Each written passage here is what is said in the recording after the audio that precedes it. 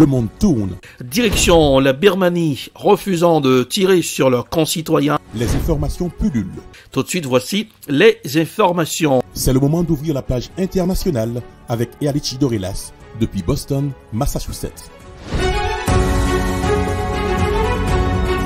Mesdames, Messieurs, bonsoir. Deuxième sortie de la page internationale au grand journal du 14h, en direct depuis la newsroom à la capitale des grandes universités du monde, Erlich Dorelas, pour la présentation. Bonsoir Joannel, bonsoir Ruben, bonsoir aux auditeurs de la radio évangélique Hosanna, 102.3 FM à Jacmel. En Colombie, la mobilisation continue après l'échec des pourparlers avec le président. La crise politique continue en Colombie. Un appel à la grève nationale a été lancé pour le 12 mai, après l'échec lundi de la première réunion entre le mouvement de contestation et le président Ivan Duque. Voici un reportage signé France 24. La rencontre était source d'espoir. Réunis au palais présidentiel, grévistes et gouvernement colombien espéraient trouver un accord de sortie de crise. Mais à la sortie, c'est la douche froide. Il n'y a eu aucune empathie de la part du gouvernement avec les raisons, avec les revendications qui nous ont conduits à cette grève nationale. Selon les représentants syndicaux et étudiants, le gouvernement a rejeté leur demande de mettre fin à la répression policière du mouvement. Ils ont dans la foulée appelé à une nouvelle journée de grève ce mercredi. Les manifestations, elles, se sont poursuivies dans plusieurs villes de Colombie lundi, rassemblant plusieurs milliers de personnes. À Cali, la situation semble particulièrement tendue. La ville a fermé ses frontières avec les autres départements et les pénuries se multiplient. Plus d'essence et des rayons de supermarchés presque vides. La situation à Cali est critique. Il n'y a pas de nourriture dans les magasins et au marché tout est déjà vendu. On fait avec ce qu'on peut acheter dans les magasins, mais c'est très cher. Selon des chiffres officiels, les manifestations débutées fin avril ont fait au moins 27 morts et des centaines de blessés. Les ONG de leur côté évoquent 47 tués. À l'origine du mouvement, un projet de réforme fiscale depuis retiré. Depuis 2019, c'est le troisième mouvement de protestation auquel est confronté le gouvernement d'Ivan Duque. Fusillade meurtrière dans une école en Russie. La fusillade meurtrière a fait 9 morts dans une école à Kazan en Russie. Le pays est sous le choc. Le suspect présumé des coups de feu a été arrêté par la police. Voici un reportage signé TV5 Monde. La vidéo est prise par une habitante de la ville de Kazan. Des tirs viennent de retentir à l'intérieur de ce bâtiment, un établissement scolaire. Dans la panique et la précipitation, des personnes s'échappent en courant. D'autres n'ont pas d'autre choix que de sauter par la fenêtre du 3e étage. La police arrive sur les lieux quelques minutes plus tard et interpelle un jeune homme de 19 ans, lourdement armé. Selon nos informations préliminaires, un jeune homme armé a fait irruption dans une école et a commencé à tirer. En raison du crime commis, il y a des blessés qui reçoivent des soins médicaux. Le tireur a été arrêté, il a été identifié. C'est un résident local né en 2001. Un résident local et ancien élève de l'école qui avait un permis de port d'armes. Les habitants du quartier sont sous le choc. Selon les agences de presse russes, 11 personnes dont 9 élèves seraient mortes. 32 autres auraient été blessés dans l'attaque. Les motifs du jeune adolescent restent inconnus. L'hypothèse terroriste n'est pour le moment pas retenue.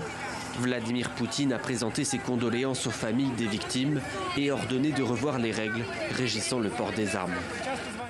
L'Éthiopie nie le massacre d'Aksum, à rebord des rapports indépendants. L'Éthiopie nie toujours tout massacre de civils à Aksum, au Tigré.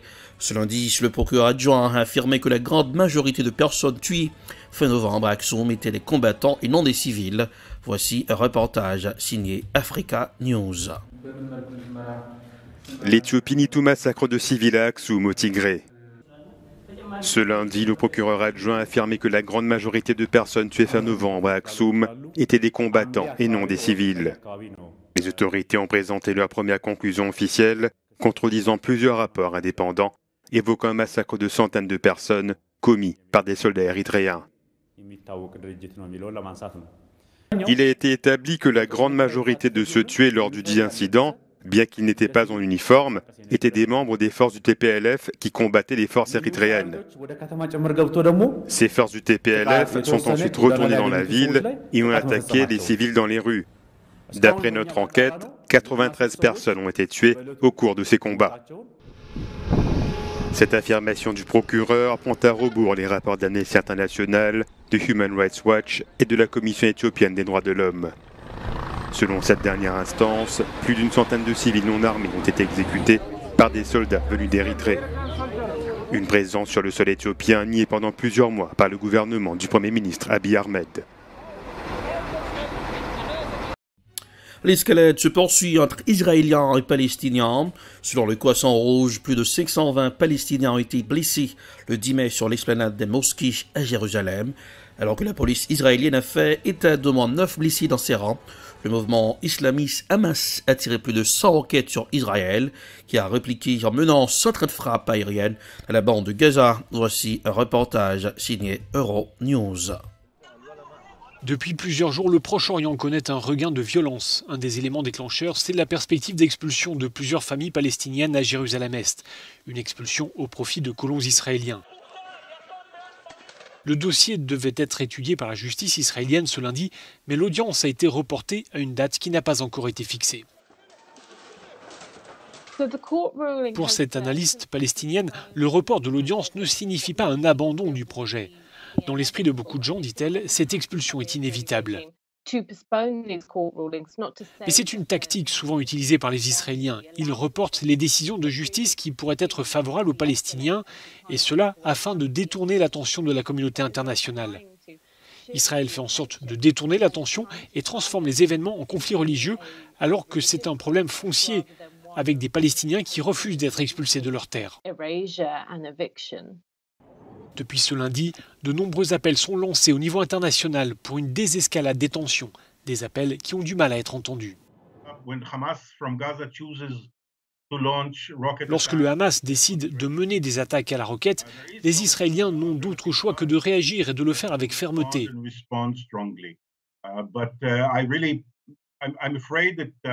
Mais je crains que le fait d'analyser un événement occasionnel ne nous fasse oublier la vue d'ensemble avec un conflit israélo-palestinien qui risque d'être jalonné, malheureusement, par ce genre d'incident.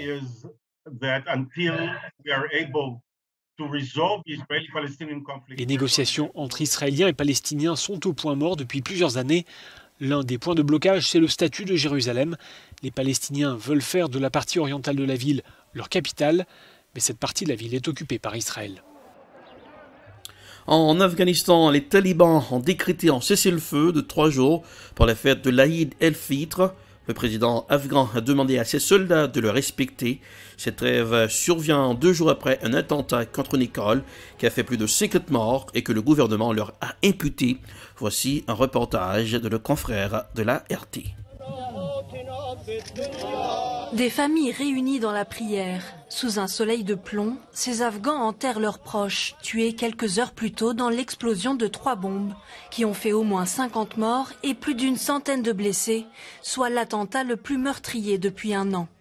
Des actes fermement condamnés par l'ONU.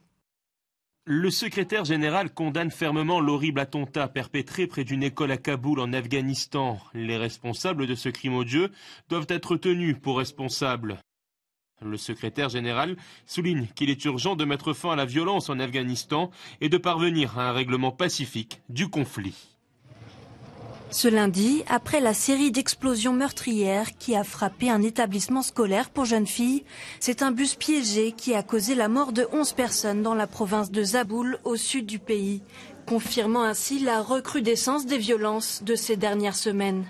Un regain des tensions lié au retrait des soldats américains présents sur place et initialement fixé au 1er mai 2021 lors de la signature des accords de Doha par Donald Trump. Pour le moment, Washington, de son côté, salue l'annonce d'une trêve par le groupe armé. Nous notons que les talibans ont nié toute implication dans cette attaque et nous nous félicitons de l'annonce d'un cessez-le-feu de 3 jours pendant les prochaines fêtes de l'Aïd. Nous exhortons les talibans à étendre le cessez-le-feu et à ordonner une réduction significative de la violence. Nous savons tous qu'un retour à la violence serait aussi insensé que tragique. En réponse, le président afghan Ashraf Ghani a ordonné à ses forces armées de respecter le cessez-le-feu et invité une nouvelle fois les insurgés à mettre fin à la guerre. Alors que les talibans livrent tous les jours des combats contre les forces gouvernementales dans l'arrière-pays, ils démentent pourtant toute implication dans les attentats commis à Kaboul depuis les accords de Doha en février 2020. Le retrait des troupes américaines, finalement entériné au 11 septembre prochain par Joe Biden, laisse néanmoins craindre aux forces alliées une reprise du pouvoir rapide par les talibans. L'annonce lundi de cette courte trêve constitue une mesure inédite pour le groupe. Reste à savoir si toutes les factions armées qui opèrent sous la bannière des talibans tiendront 3 jours sans combattre. Certaines sont bien moins enclines à la paix et à obéir aux ordres de commandants jugés trop modérés. De même, il faudra que le gouvernement, de son côté, contrôle les forces paramilitaires qui combattent pour lui sur le terrain. C'est la fin de la page internationale pour ce mardi 11 mai 2021.